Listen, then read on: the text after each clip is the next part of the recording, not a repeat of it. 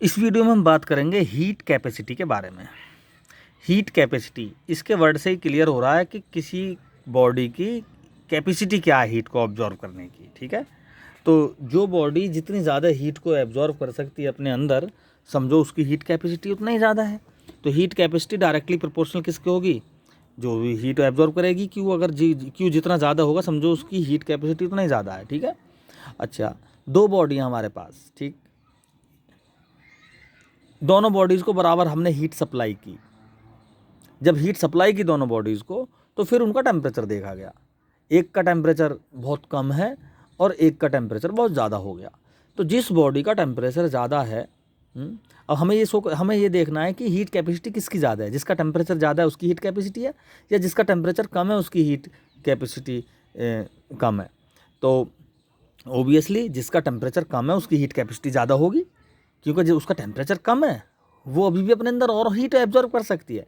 लेकिन जिसका टेम्परेचर ज़्यादा हो गया उसी हीट पर, तो इसका मतलब ये हुआ कि इसका टेम्परेचर ज़्यादा है, ये अब और हीट को एब्जॉर्व नहीं करेगी। टेम्परेचर ज़्यादा होने का मतलब है क्योंकि हीट कहाँ से कहाँ को सप्लाई मूव होती है, हाई टेम्परेचर से लो टेम्परेचर की तरफ को हीट का फ्लो होता है।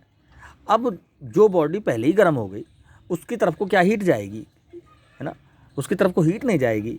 वो ओबियसली ये कह रही है कि भाई मेरा टेम्परेचर बढ़ गया है, अब मेरी तरफ कोई हीट ना आए। ठीक है, यानी वो ओबियसली बैंड कर रही है हीट को अपनी तरफ आने के लिए, यानी वो अब एब्जॉर्ब नहीं करेगी। ओवरऑल हम कह सकते हैं जिस बॉडी का टेम्परेचर ज़्यादा हो गया समझो उसकी हीट कैपेसिटी कम है, और उसी हीट पे जिस बॉडी की का टेम्परेचर कुछ है ही नहीं समझो वहाँ तो अभी और भी हीट आ सकती है। ठीक है, इसका मतलब एक फिक्स हीट पर, एक फिक्स क्वांटिटी पर, हीट की क्वांटिटी पर जिस बॉडी का टेम्परेचर कम है उसकी हीट कैपेसिटी अधिक है, और जिसका टेम्परेचर ज़्यादा है उसकी हीट कैपेसिटी कम है। तो ओवरऑल हम कह सकते हैं कि क्वांटिटी ऑफ हीट जो ज़्यादा एब्जॉर्व करेगी उसकी हीट कैपेसिटी ज़्यादा है, तो डायरेक्टली प्रोपोर्शनल हो गया।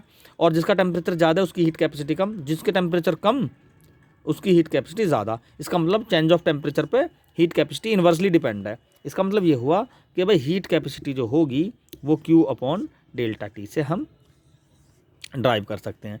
Q क्या है? Q हो गया जूल पर डिग्री सेंटीग्रेड। ठीक है, तो इसको हम इस तरह से, इसकी यूनिट हम फाइंड कर सकते हैं, कैलोरी पर डिग्री सेंटीग्रेड या कैलोरी पर केल्विन में भी कर सकते हैं हम इसको।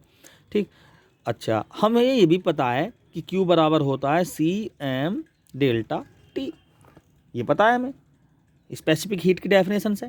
तो C क्या है यहाँ पर? Specific heat. Delta T upon में ले जाओ तो DQ upon delta T is equal to हो गया C into M।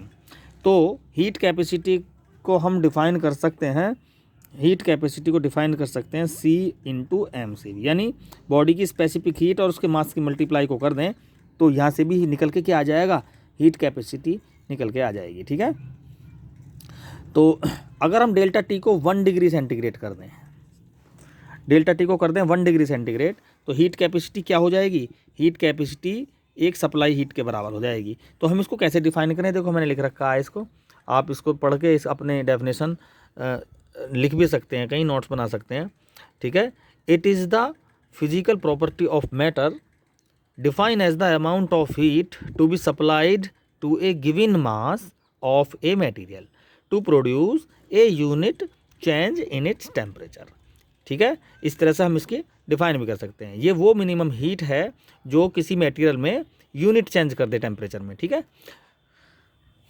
Thank you.